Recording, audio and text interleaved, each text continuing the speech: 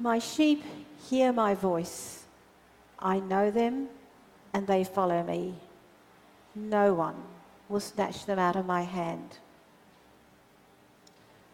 Such beautiful, reassuring words in the face of all that is confronting and threatening in our world today. Though the night might seem dark and the path we travel sometimes treacherous, we know that God is with us and will never let us go. These thoughts bring to mind a little book by Margaret Wise Brown called The Runaway Bunny. When the little bunny says he is running away from home, his mother responds by telling him that if he runs away, she will run after him. No matter what he becomes, a fish in a stream, a flower in a hidden garden, or a rock on a mountain, because of her love for him, she will find him and support him wherever he is.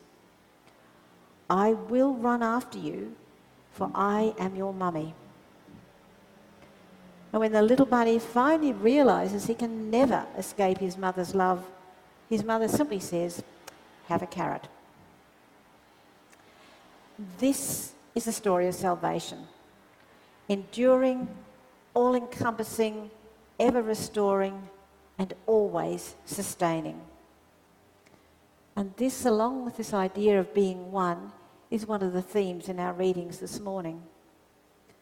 From Revelation, they will hunger no more and thirst no more. The sun will not strike them, nor any scorching heat. For the Lamb at the centre of the throne will be their shepherd, and he will guide them to the springs of the water of life. And God will wipe away every tear from their eyes. And from the gospel, no one will snatch them out of my hand. What my Father has given me is greater than all else, and no one can snatch it out of the Father's hand. The Father and I are one. And later Jesus will pray, I in them and thou in me, that they may become perfectly one. And then, of course, we've got the 23rd Psalm that sums all of this up so well. The Good Shepherd makes sure that his flock wants for nothing. Green pastures, water, the right path, a meal, goodness, mercy, the basic but important things of life. A picture of contentment and life at its simplest. Now, of course, it is important to understand that contrary to the picture that this psalm may suggest, shepherding and the climatic conditions of Palestine was not always just a peaceful walk beside a stream. It could, in fact, be very dangerous and very demanding. During the long dry season, it was often necessary to move flocks over considerable distances in search of green pastures or suitable resting places. Watering holes had to be found, and danger lurked in the shadows of the valleys in the form of robbers and wild beasts. So the shepherd had to be skilled at keeping his flock together, in finding the wanderers and the stragglers. He had to know how to heal them when they were unwell or had been harmed. He was a fierce protector. And isn't that just what the world needs today? Someone to nurture, protect, and lead us in these very troubling times. As Scott Peck says in the first lines of The Road Less Travelled, life is difficult, yet God is with us in the maelstrom, strengthening and guiding. The Good Shepherd was a leader, but his leadership had this special quality. His concern was entirely focused on those entrusted to his care. His leadership was expressed in great compassion, sensitivity to need, and the knowledge of what was life-sustaining and nourishing.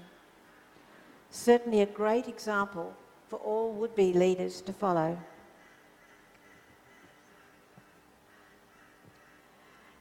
And then look at verse 5 of this psalm. You spread a table before me in the face of those who trouble me. Now, I've always taken that to mean that even when we are caught up in seemingly hostile and threatening situations, God will be there for us to provide all that we need to get through that difficult time. However, while I was doing some reading and preparing this sermon, I came across this other explanation, which I think is well worth reflecting on as well. The Good Shepherd brings all into the fold: friend, stranger, outcast, enemy. And when we feast at his table, barriers are broken, divisions are overcome, enemies become friends, and we become as one.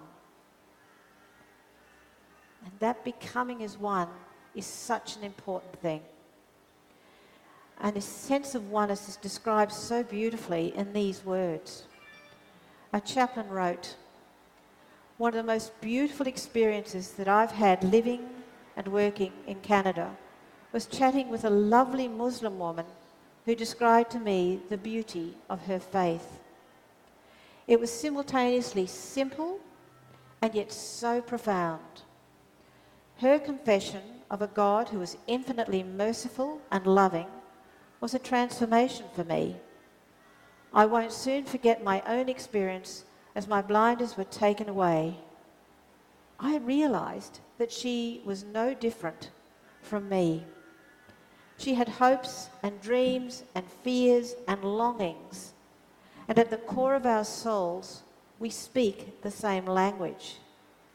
We are divided by culture and by faith and by gender and so many other labels. But there I was confronted with an essential oneness in the soul of human experience." His eyes were open to that beautiful truth that we are one. In 2018, former President of the United States, Barack Obama, spoke in Johannesburg at the Nelson Mandela Annual Lecture. He made the comment that Mandela understood the ties that bind the human spirit, and went on to explain that there is a word in South Africa, Ubuntu, that describes his greatest gift, his recognition that we are all bound together in ways that can be invisible to the eye, that there is a oneness to humanity. I am because you are, is how we describe the meaning of Ubuntu, he said. It speaks to the fact that we are all connected and that one can only grow and progress through the growth and progression of others. Archbishop Desmond Tutu put it this way: Ubuntu speaks particularly about the fact that you cannot exist as a human being in isolation. It speaks about our interconnectedness. We think of ourselves far too frequently as just individuals, separated from one another, whereas we are connected, and what we do affects the whole world. When we do well, it spreads out. It is for the whole of humanity. I am because you are.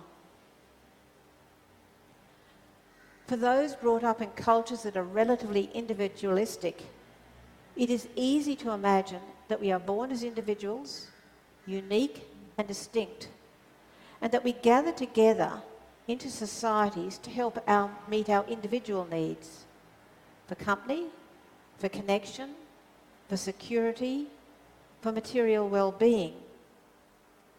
In this kind of view, individuals come first. They are logically prior to the societies that they form and the social contracts that they make. But the notion of Ubuntu turns this on its head, reversing this order of priority. Society is not just an add-on or an afterthought or a set of necessary and regrettable compromises. Instead, it is the cradle of our personhood. Our being in the world, as the German philosopher Martin Heidegger put it, is a being with others.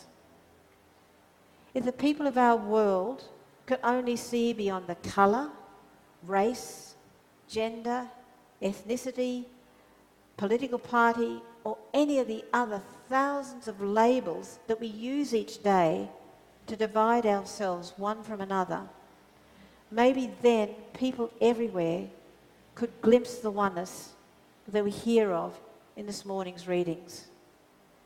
And then wars, poverty, starvation and so on would be no more. As John O'Donoghue says, to be human is to belong. It is difficult to love yourself if you are not first loved. And hopefully as we gather here each Sunday, we do experience a sense of belonging and that sense of being loved. So to quote John O'Donoghue again, may you be blessed with good friends. May you learn to be a good friend to yourself. May you be able to journey to that place in your soul where there is great love, warmth, feeling, and forgiveness. May you treasure your friends. May you be good to them, and may you be there for them. And may they bring you all the blessings, challenges, truth, and light that you need for your journey. Amen.